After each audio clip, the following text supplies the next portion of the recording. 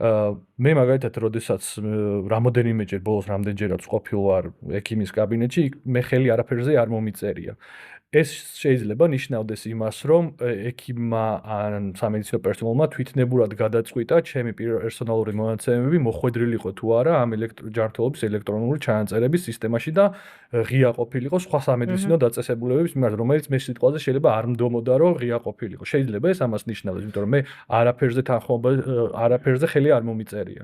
და ეს კითხვა ალბათ ბევრს ექნება მიწვის. კი, შესაძლებელი არის იდეაში, რატომაც არა, თუ კი თქვათ ყველა სამედიცინო დაწესებულება ვალდებული არის, რომ ამ ერთიან ელექტრონულ სისტემაში ატვირთოს ყველა პაციენტზე ინფორმაცია ღია ან დახურული წდომით, მაშინ გამოდის, რომ ეს თქვენს ნაცვლად, ასე ვთქვათ, ვიღაცამ გადამიწყვიტა. გააკეთა. მე მქონია ესეთი შემთხვევაც, როცა ფურცელზე, ასე ვთქვათ, მოუწოდებიათ ეს ფორმა ხელმოსაწერად, ეწერა ორი სიტყვა, ხო? ღია და დახურული. უნდა მომენიშნა, მოსანიშნი გრაფები იყო და უკვე მონიშნული იყო ღია. ხო, აღარ გაწვალეს. კი, აღარ მაწვალეს, ასე ვთქვათ, ასე რომ უნდა ისევ იქ მივდივართ რა, ყოველთვის უნდა წავიკითხოთ და დავსვათ შეკითხვები ამ ყველაფერთან დაკავშირებით.